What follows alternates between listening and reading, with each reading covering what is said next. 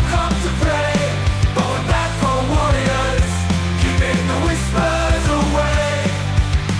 In suits and in skirts, we're the rebels you say. Talking about life and dreaming of a different day. On the back row we stay, in the back we don't sway. Just let the sermon flow, we're on the back row. It is time for another episode of the Culture Hall. It's an Articles of News episode. Yes, I promise interviews will be back, everyone. I promise you. Here's the thing. When you want to cover news is timely. Some of our news articles we may cover today, you'll be like, didn't that happen in the past? Well, we're just finally getting to it. It would be weird if we were doing news from the future. That is tangential. We'll get to that point another time. But listen, we're trying. We're trying our best. That's where we're at. It is full wedding season, crazy times. I've got a genealogy story, which is fitting because my something cousin a certain amount of times removed is my co-host for today. Robert Mortensen, how are you, sir? Doing great. Cousin Richie, how are you? Cousin, I feel good. Now, remind me, because I don't know. It's like 10th cousin, right? No, we're third cousins. No, I don't believe we're that close. Third We're that cousins close? once removed. Yep. I feel like you're a brother to me. It's not even a cousin. Yeah, we go back to Hans Christian Mortensen from Levan, Utah. You realize that you just related us to like half the people that listen to this show, right? Probably. Yeah. Now, tell me as I look at the Stedman line. This is just curious, and I promise this is leading to a thing. Is that through my grandma, my grandpa, my grandpa's grandpa? How does that go? Because I had a genealogy story, a real life. Let's talk about family search experience this week. I'm trying to stall for you to have enough time to find out. I'm pulling it up. So this goes through your Stedman to your Hickman line. Okay, so that's my grandma. And then from there, Mavis Hickman's mother was Marie Mortensen. Okay. And this is unrelated to my paternal Mortensens. This is Mortensens on my mom's side. Okay. So it goes back to Hans Christian Mortensen, and from there it went Carlsons, Swedish Carlsons. Okay. So that is my great grandmother, because Mavis is my grandmother, so my great grandmother. Yeah. So I have a friend. You'll appreciate this because this is the kind of stuff you're a little nerdy about, the genealogy. Yeah. Yep. I am. He just owned it. I love that. You weren't apologetic, nothing. He's like, yes, I am. I had a friend. She is in one of the magician shows down in Las Vegas.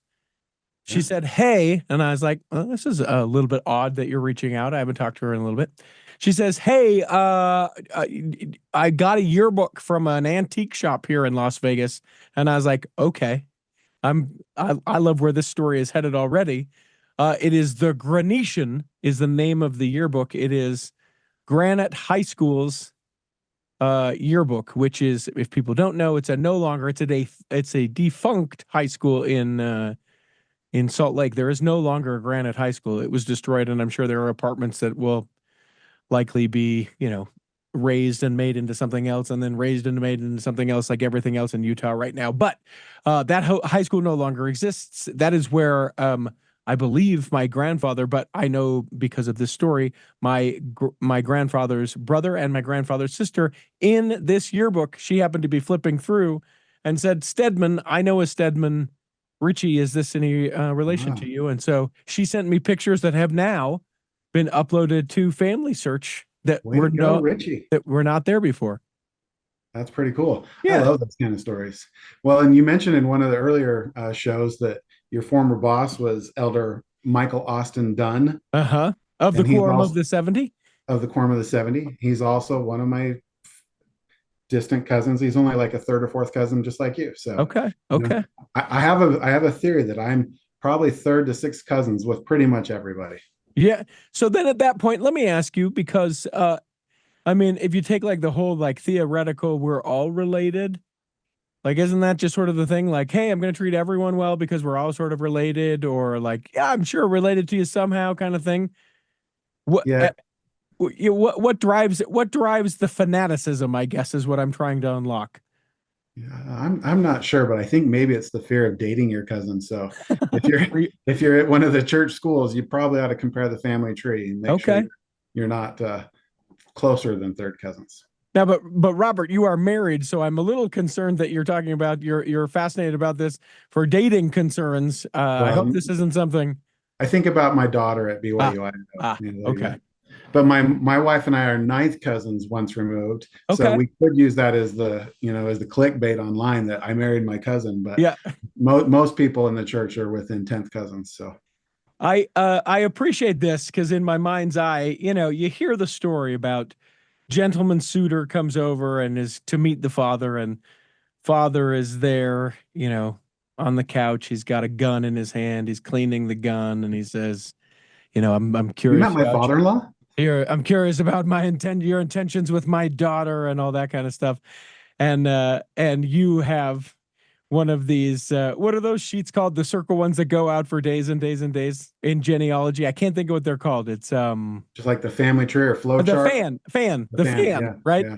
You're sitting there and you've got your quilt uh that you have put together, and you put your fan chart on, and you're like, and tell me your grandmother's maiden name. He's like, oh, it's Chris Jansen. Oh, well, hold on. Going through the fan chart there. This is Yeah. not how I thought meeting your father would be like. But that's pretty much how I interact with most people. It's like, oh, I recognize that name from my family tree. Let's find out how we're cousins. And then Huh. almost always I find out we are. There's also the app that you can just be like, turn on this app. Yeah. I'll Yeah. turn on this app. Does it take Relatives away the around fun? me on the family search app. It's a good one. Yeah, yeah, yeah. It's fun. Well, cool. It's always great to be able to have this family reunion, to be able to chat. We aren't just going to talk about genealogy. We've got a harrowing story of grown-upism that we'll do right here in just a second, and then we're going to talk about what I think is a much bigger story than I feel like most shows, podcasts, news outlets have said. I mean, it's certainly been mentioned in the news, but I gave Robert the assignment of finding all about the BYU Medical School, and I think that that's a much bigger deal than it has given credit for. Maybe that's just because we haven't seen Totally it agree. into fruition yet. But I do not want to spoil any of that. We'll do that coming in the second half of articles of news. We're a little bit late in recording this because it's the craziest time, wedding season, when you just kind of do, oh, are you willing to give me money? All right, let me figure out how I can make that thing happen. And we're in the height of it. And sometimes, well, I guess let me back up a little bit. Robert, I don't know that I know what you do for a living. What do you do for a living professionally? I am a sales manager for a company called Container and Packaging. We sell bottles and jars and all the closures, and we're a distributor and broker. Okay. Okay. Yeah. So, as people will know because of the ad that's coming up, I own Best DJ in Utah. It's a company. I didn't know that I was ever going to own a company and be the boss. And earlier this evening, I had to have the conversation because one of the guys who works for me was at a wedding, and the people were not satisfied. And that has literally never happened in all of the time. They had expectations. I should say it this way: they had expectations that were not met. Well, and you're the best DJ in Utah, so Right. really out of the gate, really high expectations. Yes. I have guys who work for me. So how there are multiple people that are the best. We get into that for a different time. Company is what it is, whatever. And I'll tell you what, man, 2024 has given me so many experiences to experience things I've never done before. Not bad, but professionally, like things where I've had to go, how do I do this as a business owner? And then I stop and go, why am I a business owner? Did I pick this? And then I think, oh no, I'm a business owner. Let's be an adult. Let's lean into this in the way. And so, like getting into this conversation and talking to him and making sure that he feels validated in the things that he says, and making sure that I'm respectful and representing who I want to be. And at the end of the day, is it a compromise that we can be? What in the world? I'm a guy who plays music and dances and wears a unicorn costume on occasion. I never thought I would have been from there to here to all of these things. And I feel pretty good about it. Said a little prayer. This is genuine. Said a little prayer before I did the call. And I just was like, just let me be content with how I deal with this phone call. That was the prayer that I said. Oh, good for you. How did it go? Great. Awesome. I mean, I'm going to refund him a little bit. I'm not refunding him the whole thing.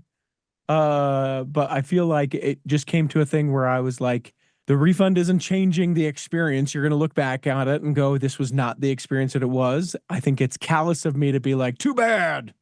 And I think that it's too much for me to say, we rendered no services the night of, here's all your money back. And so I feel really good about it. And I was able to kind of determine a couple of things from it and go, in the future, should this occur, this will be the things that I will say in the guidelines and all that stuff. But who am I?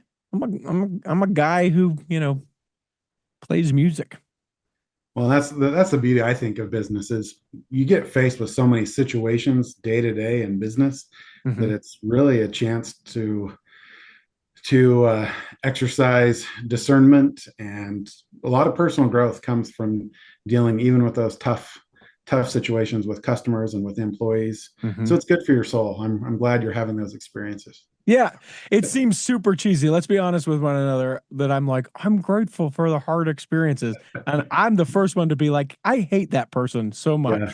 So No, you don't want to be Pollyannish about it, but when you look back at it, you're like, oh, I learned some things. So no, but the other half of what I was going to say is I actually am really glad for these experiences. So it seems sort of counter. I don't know what it is. I stopped taking my medication a little bit ago. That's not a joke. We'll talk about that another time. Maybe that has something to do with it. Here's the other thing too. This is church related. Then I promise. I can't imagine how difficult this situation would be. I am going to be as vague as I possibly can because I know that some people that listen to the show will know who these people are. But once upon a time, I had a bishop who, when I went to church one day, he got up and he said, I'm not any longer going to be the bishop. And I'm so sad about that. And it was done. And I thought I think he hasn't been there very long. What was going on? No idea what it was. There was this other, there was a girl that was in the ward that had been visiting, and there was like this weird thing around it. But I didn't ever really kind of ask. I just was like, that was sort of an odd experience. Come to find out later, what had happened was that this gentleman and another woman in our ward had an affair. He was the bishop. This woman had been together, and when the wife of the bishop kind of called it out, that's when, everything sort of rose to the surface. And then he was released and then subsequently got divorced. And the husband of the woman in the affair, they still active in church and had attended and never spoke with him about it because that's none of my business. Right. But I was sort of amazed at all that. Anyway, I see him today at an event. And he's there drinking his beer and we're chatting. And I said, oh, hey, about that. He's like, oh, yeah, we got divorced. I stayed there for the kids. And then the second that the kid was done, I was out. And I didn't want to pry, but he sort of shared because he was literally one of the close proximity neighbors to me and my ex-wife. So he knew about my struggles, my situation.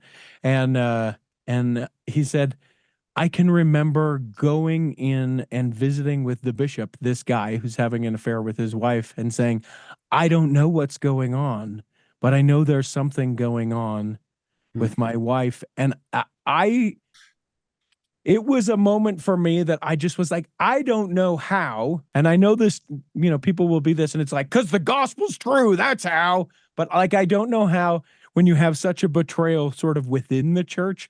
I don't know how to go, or I think it would be very difficult to have something where you go, oh, listen, same church, same this. He was a position of power, blah, blah, blah.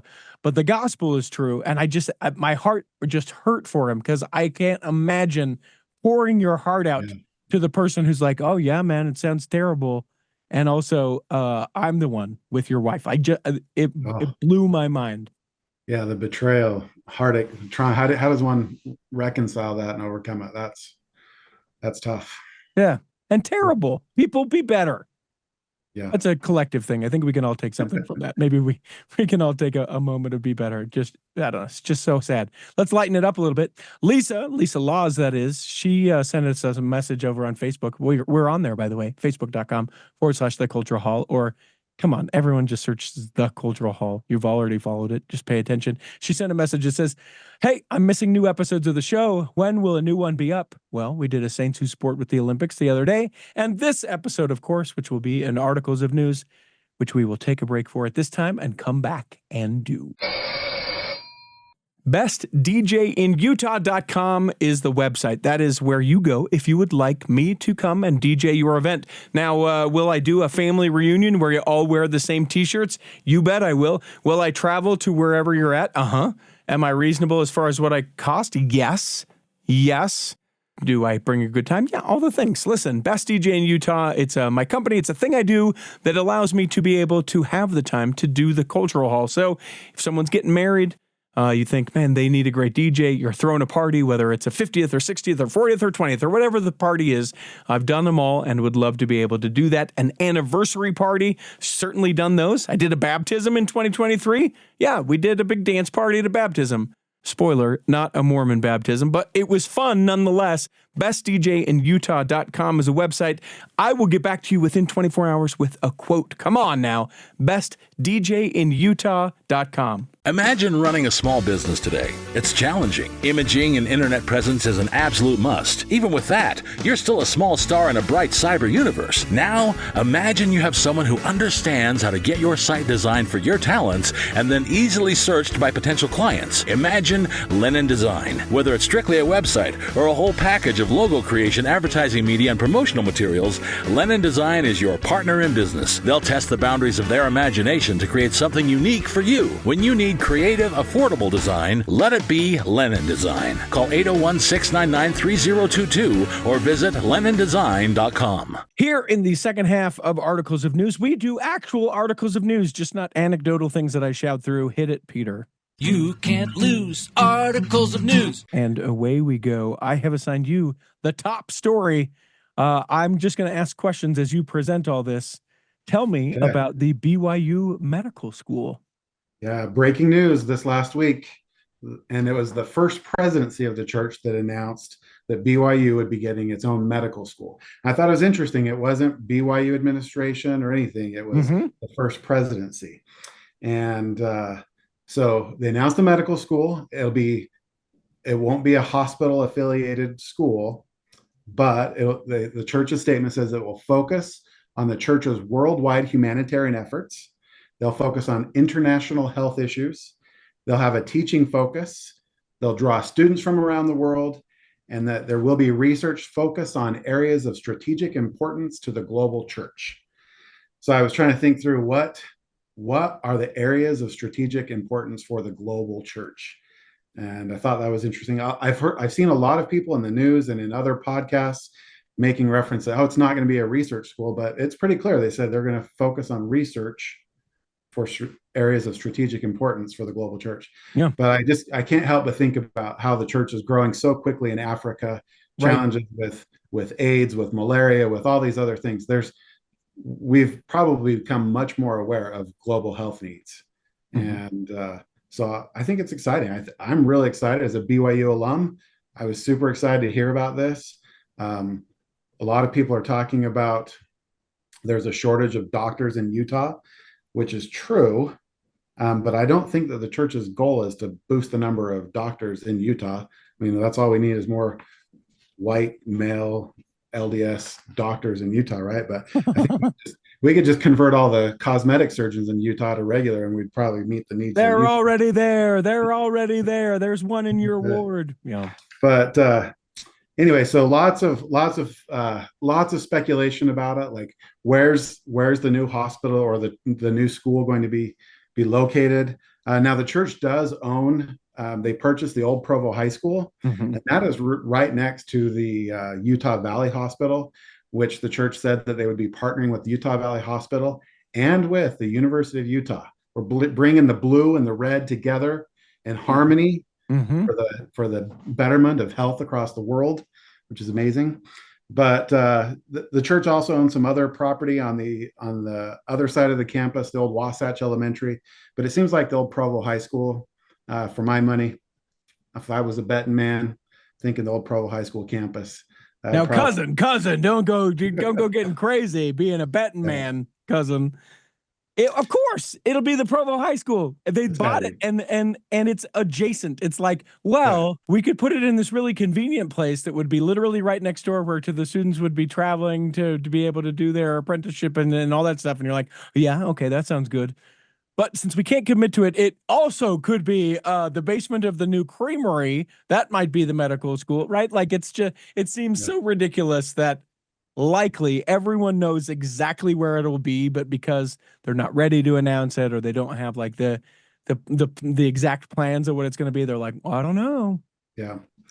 Well, there also a lot of people are speculating about what the name of the new medical school will be, and I was pretty interested that most people are saying it's going to be the Del G. Renland medical. I'm just kidding. Oh, interesting. Interesting. It's the Russell M. Nelson I because was he gonna turns say, 100.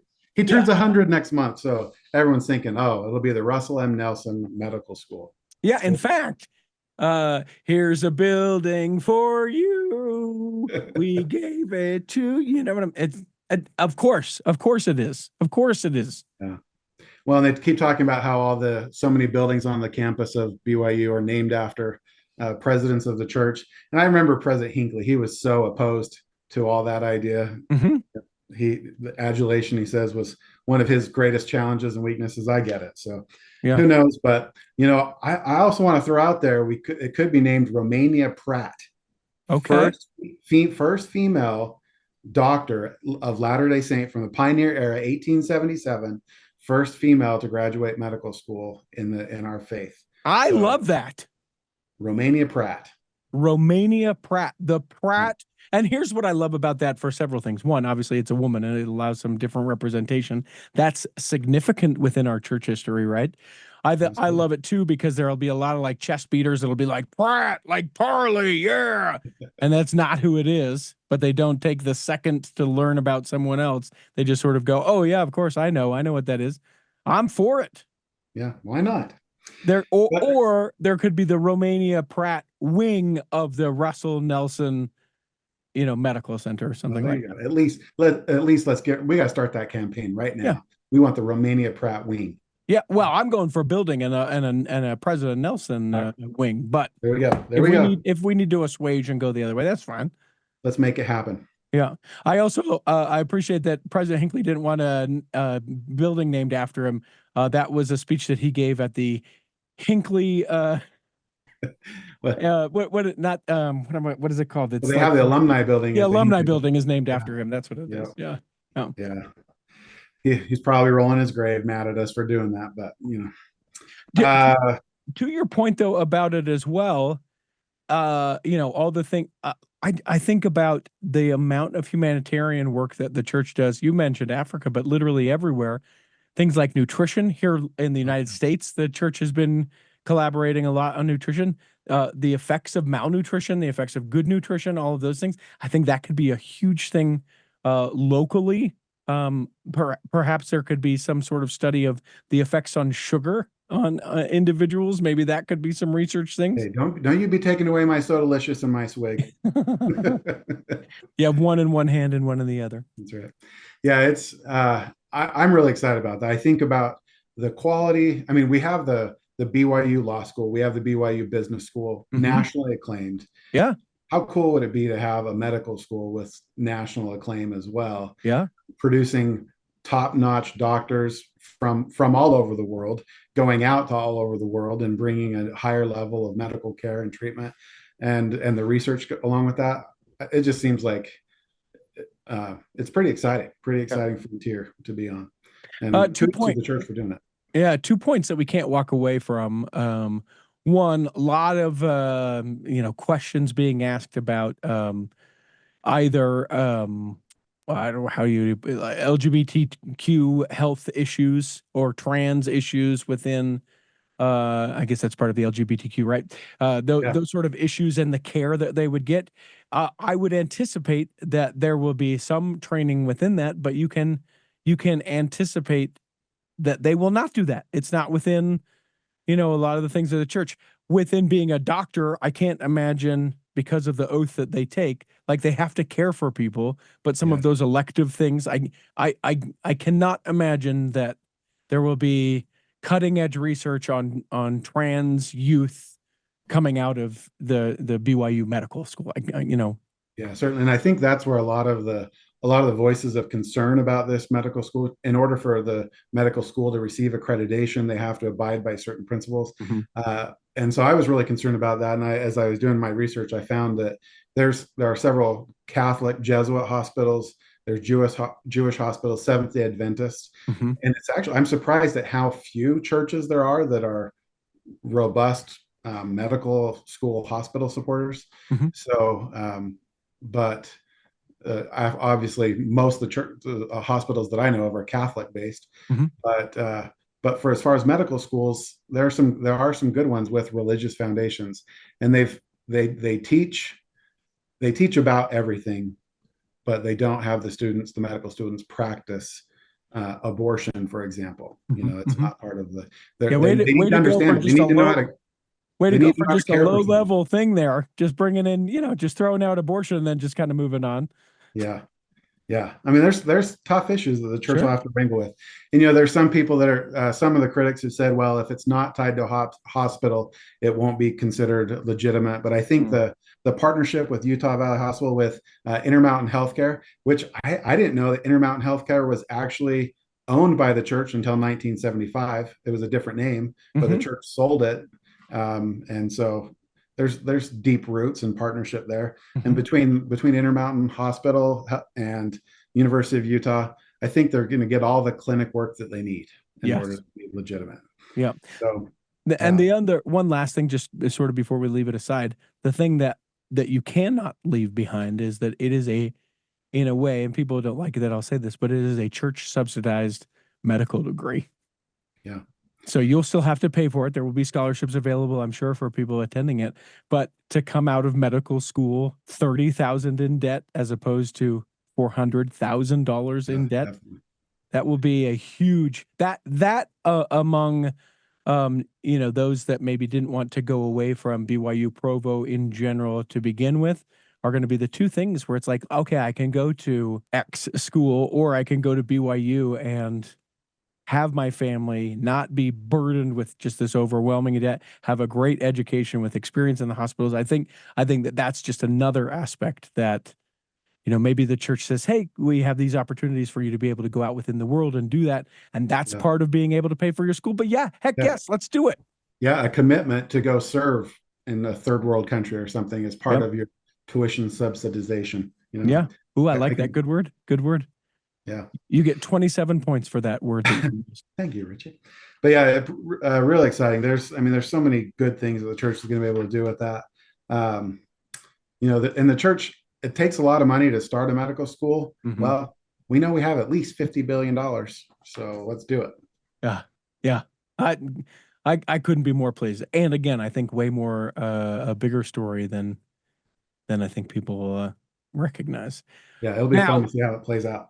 I gave you a bunch of stories, some of which I know some of these are real old. In fact, I don't even know that we haven't talked about them before. So ones that I do want to make sure that we hit, the Minerva Teichert at the Deseret Industries. I thought this was just That's a great story. keep your eyes open. You want to tell people a little bit about this? Yeah, certainly. So Mesa, Arizona, Deseret Industries, a donation comes in, and it's a battered painting, but it's brought into the manager's office, brother David Anderson, and he recognizes it as a Minerva Teichert painting. And I became a big fan of Minerva Teichert as a freshman at BYU. Her paintings were all over the Joseph Smith building, the religion building there on campus, Mm-hmm. and I just became a fan. I loved her story. And so anyway, he recognized it. It's a very distinctive art style. Mm-hmm. And he saw it and said, well, this is a Teichert. And the assistant manager drove it from Mesa up to Salt Lake. And the church said, thank you. Yeah. And the church ended up making a video of them restoring that actual painting. And then they have it on display. They have the Minerva Teichert. I'm not sure how much longer it's on display, but they have a Minerva Teichert display going. But David Anderson was in town for meetings and decided to pop over to the Church History Museum and saw that painting there and had his picture taken and talked to the docent there at the museum and said, hey, that was from my DI. Yep. And So really cool that it was saved, preserved, and now it's on display. How tempting do you think it was for David to not go, I will pay $4 for that photo, and then take it up to Salt Lake and be like, guys, I just got this. Here we go. Well, I'm Probably. glad he recognized the church treasure, but the temptation could have been there. I don't know what I would have done. I probably said, I might hold on to this for the family, but yeah. All right, Sunday school class. Now you've heard the story. What choice would you make in this situation? Or for those that remember the thing, the missionary guide, the old purple dinosaur is what we called it when we served a mission. Were you under those, or how old are you? Yes. I don't even know how old you are. Yeah, 47 this month. Okay, so you would have had the missionary guide where it put you in those scenarios where it's like the Lopez family is getting married, they're, whatever the thing is, and it's like, would you A, tell them too bad, get married, and then you can get baptized? Would you tell them B? It's like these just ridiculous, the bad answers are so bad, and then the C, would you express your love for the Savior and, draw them in with a warm invitation? That's right. That's right. The more with más eficaz y menos eficaz, the more effective and less effective missionaries. We love those. Yes. Yeah, you're right. Which is more effective and which is less effective? Where did you serve? I don't know the language. Argentina. Okay. Does your mission have a temple? They just announced the Rosario Temple last conference, so I'm really excited about that. Did you cry like a baby? Visit. Did you cry? No, but I shouted for joy, just like when Argentina won the World Cup. So. Very equivalent. Heavenly blessings and winning in football. Same, right. same. Other stories to kind of pick up here. I thought this was sort of interesting. The Just Serve, they did a kind of a recap of the year, of how things are going, of what is being accomplished by Just Serve. If people don't know, it is the church's app that it's not just for members of the church to be able to use. In fact, in a lot of communities, there are folks that that will use it and have nothing to do with the church, but you're able to post your service opportunities and then be able to do it. And we have some numbers, some updates around that. Tell me a little bit about that. Yeah, so I've had the privilege the last 2.5 years. I was the stake Just Serve specialist. Well, now. And I got a new calling recently. I'm the stake communication director now. Okay. But still very closely tied to the Just Serve. And my city of Meridian, Idaho has adopted Just Serve as its official service tool. So the city, we've trained the city employees how to post opportunities for service there, and the members of the community can sign up and serve. So, and there's other cities. I think Tacoma, Washington is another one that's adopted Just Serve. But it's really cool to see. It's a gift from the church to the world to bring volunteers together with volunteer opportunities, and it's really about knitting our hearts together, alleviating poverty, and we have so many people coming from other countries here for refuge, and there's just so many opportunities that Just Serve gives. The Christ-like service without the proselytizing, and that's one of the hard and fast rules. Even missionaries doing Just Serve service aren't allowed to proselytize while they're doing that service. So it's a beautiful gift to the world. The numbers are pretty impressive. Yeah, share a couple of them. I thought they were pretty. Yeah. I was going to say staggering, but that's not the word I mean. I mean, like, pretty impressive, but that seems like downplaying it. Yeah, it's about 120,000 new Just Serve users registered, 17,500 projects, over 2,000 different organizations using Just Serve as a place to post needs and opportunities. Yes. It's available now in 17 countries. This is a really cool stat: 6.2 million hours volunteered. Yes. Just think of the good that brings. And then you think about, even going back to the BYU Medical School, our Relief Society, 8 million member Relief Society, true to the mission of providing relief to the world. We have Just Serve, a BYU Medical School, all those things. It's beautiful. I think it makes me really grateful to be part of the church putting out this type of quality product and opportunities. So yeah, that for me, sometimes if I get like a little ruffled feathers about some things within the church, when I can kind of go back to, we are doing a lot of good for people, or, I can kind of have that opportunity to go do some service and be like, okay, that person makes me mad, or I can't believe this, but being able to just be like, okay, how much of that is like really important and how much of that is just me getting worked up about something, or maybe the adversary trying to tempt me, but whatever the things, right? Being able to clear the table on that and just be like, oh, but it's really about my relationship with God and how I treat other people and to be able to go and do it. Is it fairly, I've never posted anything on Just Serve, pretty easy to navigate both posting something and being able to be like, I've got a Tuesday afternoon where I could do something. Is it pretty easy to grasp, get into? Yeah, it's really easy from the app to be able to find projects near you. The app will identify your location and give you recommendations for projects nearby. And so that's super easy. When it comes to posting them, it takes a little bit more effort, but that's why Stake and Ward Just Serve Specialists can really help those organizations get on there and train a member of their nonprofit or their organization to post those opportunities. So, but it's really great. It's building a lot of friendships throughout the world and throughout our communities, and we just need more of that. Mm-hmm. For my money, I that's the thing that I love. I'm in Taylorsville, Utah, west side of the Salt Lake Valley, for people who may not know. And there's a group here. A lot of its members are members of the church.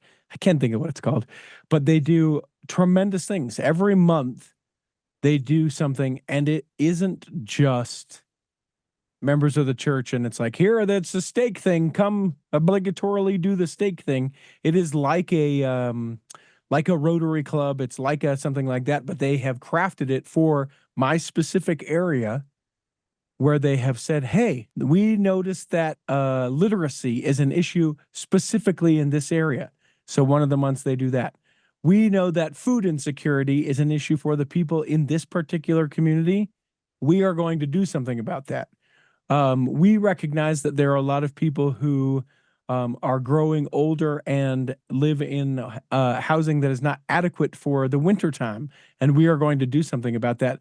And that, to me, when you get hand in hand or arm in arm with other people from your community who probably fundamentally have a basic belief of, like, if they've got a supreme being or a superior power or something like that, and or treating other people well, I think that it goes a long way, as opposed to that jerk who has that flag in his front yard and that guy who goes to that church, and I can't believe those, and those people can't be trusted. And like I am, the older I get, the so much more I am. Hello, neighbor, kitty corner for me. What is your name? Who are you? How are you? What can I do? Great. Whatever it is, doesn't matter. Yeah, I want to hold on to the belief that people are fundamentally good, and Just Serve has helped me see that. And so many people not of our faith, they're just amazing people doing amazing good things to help others. It's wonderful, and glad that the church can partner up with people like that and help them further their cause. And the church is kicking in a lot of funds to help those type of organizations as well. So it's really amazing to see. Yeah. I'm going to check back in with you on that belief about human beings Wednesday, November 6th, and see if you still hold the belief Yeah. that Woo. people are fundamentally good Yeah. in this nation, in this world. Are they still fundamentally good, or have you changed your tune? Oh. Robert Mortensen, my cousin / brother. Is there one of the stories that you were like, oh man, I want to make sure this gets in? We've got time for a few more. Well, I think one that I was watching really closely, I had served as a bishop a few years ago, and I had to call the legal hotline a couple times about Really? concerns. Yeah. So, I know this is not where you wanted to go, and to the point you're comfortable. Obviously, I don't want you to disclose anything, but what is that experience like? Well, sometimes situations are confessed in private, and there's a legal component to it, and because of situations like that stake president Pennsylvania, sometimes we're scared to death about what's going to happen, what are our legal requirements. So you call the hotline, there's someone that vets it, and then they pass you on to, was it Kirton McConkey? Yeah, Curtin McConkey. Yep. Curtin McConkey. So you get to talk to one of their attorneys and talk about the situation, what state you're in, and they know what state laws are and what needs to be reported or what not. And my experience with it was like, victims involved should be encouraged to report, even though the situations I was in, it wasn't mandatory that I report, but the victims should be reported. It's their opportunity to do so. So it's scary, and that's the reason why I was interested in this case with the stake president. Stake president was arrested for receiving the confession of a crime committed 20 years previously. I just thought, man, there's no place, like how can you be a church leader in today's modern world with this type of legal pressure? And but this stake president, he did all the right things. He called the legal counsel. He encouraged the victim to report. He guided the victim to do the reporting, and the offender was arrested, and I think that trial is still ongoing, but he is in prison. But I've done some study about that priest penitent privilege, and it's one of the laws that our nation has upheld for over 200 years as almost a sacrosanct law. I think given child sexual abuse especially, I think there's room to modify that law or doctrine with legal doctrine. I think there is a place for mandatory reporting even with priest penitent privilege, but especially in those type of cases. But anyway, the stake president in Pennsylvania, charges were dropped against him. The church came out, expressed their gratitude that their prosecutors saw reason, and just a crazy situation. I feel bad for any victim of any abuse, and the church obviously takes allegations of abuse very seriously, and it's not about cover up. But at the same time, I also feel bad for church leaders when they get caught up in the legal ramifications of we're not lawyers when we're called to be bishops, and how do you know how to navigate those scenarios? So yeah, it's a thing to me when you think about some of the stuff that leadership within the church has to deal with, and I'm not talking like apostles and prophets. So I'm sure it's exponential to them, but just your bishop or just your stake president, where maybe it's something like this, a confession, and then you're like, what kind of legal ramifications am I put into now? Or like the story earlier, but with a different, there's someone in your ward that is having an extramarital affair, and these people are coming to you, who is an HVAC person, and saying, help us. Like I have so much respect for the people that are like, yeah, I'll give my time to go and do this because I care about the Lord's church, or the spreading of this message, or my brothers and sisters, or whatever the motivating thing is for them. And no one will really say this because this is one of these taboo things within our church culture. But I wonder how many times there are bishops that are just like, you know what? I just don't get paid enough to do this. What? Or like, that quick moment of like, come on, dealing with this. And this isn't to say anything about any victims or anything like this. I'm just saying, like, the heaviness, the seriousness, the weight of the decisions you make or don't make, or the things that you say or don't say. Yeah, absolutely. Like, to me, it's like, would you like to be a leader? No, I would not. No, thank you. Well, I think we've gotten better in the last couple of decades about knowing what our place is as bishops. Like, yes, I never tried to provide marriage counseling or personal counseling. I say, let's set you up with a counselor, because I know that I'm not an expert in that. I still want to point them to Christ, and I'm still going to encourage them to go to the temple and read their scriptures and fast and pray and do all those pointing to Christ that I can. But I also, we're not going to pray our way out of this situation. Let's get some professional help. And I recommended you need to seek legal help for this, because it's way beyond my expertise. So yeah. A quick aside, and this is just kind of a cool thing that happened. I was going to share this in the opening exercises. I forgot. My ward, how you have your ministering families, right? Yep. And how I think it's probably, though I don't know this, I would think traditionally you have your ministering families. How long have you been assigned to your ministering families, Robert? 2.5 years. Okay. And before that, were you in the same ward, or did you move there? Yeah, we were in the same ward. So during my time as bishop, I didn't have specific ministering assignments. Yeah. Yeah. So then you get out and they're like, listen, now you're not doing that thing anymore. Here's some ministering people. And likely those people won't change for you, I would suspect, unless those people move or they say we don't want contact from the church anymore. My ward, I think, took all of the names and chucked them in a fishbowl and said, I think everyone has visited the same people for so long. We're not knowing. And it was like, I don't have any of the same people. None. They're like, hey, these people. And they sent an email out to the ward and said, shaking it up, get to know the new people who are administering. And I love it. I'm here for every bit of it. Fresh starts can be amazing when it comes to those type of assignments, for sure. Yeah. Did you find when you went from being the bishop to then going and doing that, that you loved that experience, to be able to have just that smaller amount of ministering families that you feel like you could like truly minister to, as opposed to like, I'm so busy, I got all the things and here we Well, it's interesting because that transition was hard, and the new way of ministering hasn't been as easy, and I don't feel like I've been as good as it.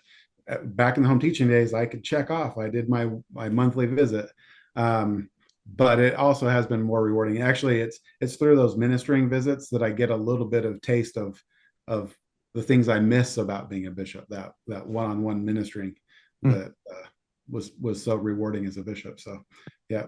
I haven't reached out to my new folks, but I think I'm going to do this, and I'll report back if I do. Because I think one of my families doesn't attend church, and then the other two families are older people. I think I'm going to reach out and be like, here's the deal. I'm going to give you an hour a month, and if you need some crap to get done, talk to me while I do this. You don't have to do whatever the thing is, unless I'm not good at this. It's not I'm not offering legal expertise or doing their electrical work or something like that. But especially the older two families, I think I'm going to be like, hey, you probably can use a hand. I'm not super great at sitting down and let's have a spiritual lesson. And how are you? And oh, I'm so good. And yes, my wife's not a member. Would you like to talk? Let's get some crap done and get to know each other a little bit, is how I'm going to embrace this. And I'm interested to see if I find a better connection or a worse connection or no connection, or if I never do it or whatever, engaging in it that way. Well, and think of your interviewing skills. You could interview some of those older people, record their stories, and help them post it on Family Search, for their posterity. There's some cool things you could do. Well, new calling in my ward, I think that they're going to have me do stuff like that. Oh, cool. Yeah. I made the mistake of telling the bishop a couple of things that I thought I might like to do. Don't do that. Don't do it, because no, we need more people doing that.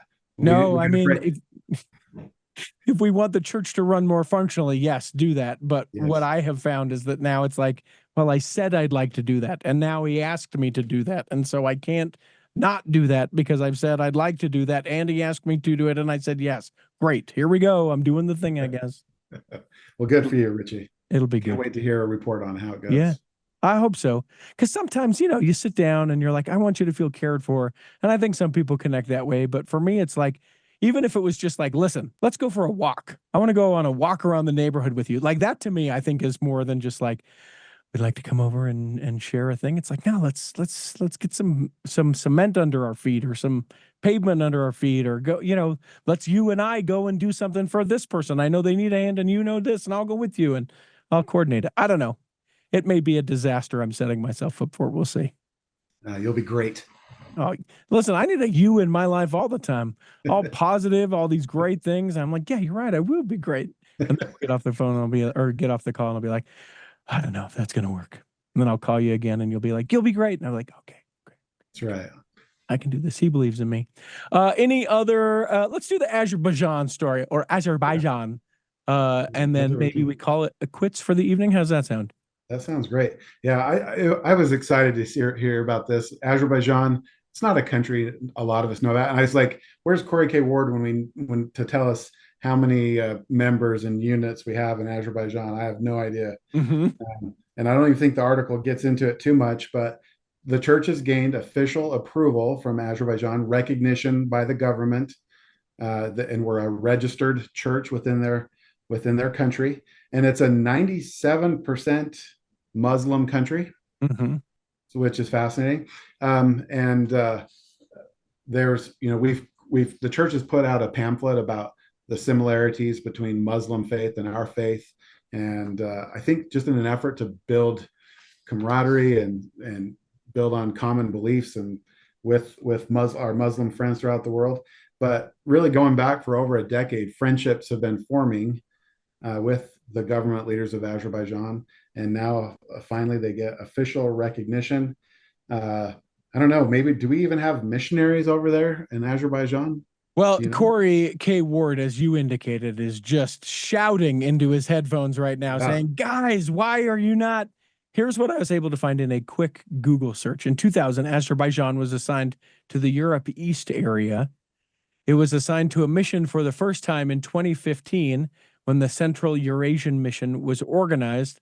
A branch operated in Baku until the mid or late 2010s when it was discontinued. Today, only a group appears to function in Baku. And that makes sense because it wasn't until this in the last week or so that the Azerbaijan said, yeah, you're cool. Yeah. So let's go. Let's get the missionary work going there in Azerbaijan and build out that group into a branch and a ward. Who knows? We could have a temple there within 10 years. Well, the Reddit cynic in me was going to say, wait for President Nelson to say Azerbaijan temple next general conference. Reddit, where the worst scum of the earth of people hang out. Yeah. So yeah, pretty cool. I mean, I think it's awesome. There's only 26 Christian religions in Azerbaijan, and we're one of them. So woohoo! Let's go us.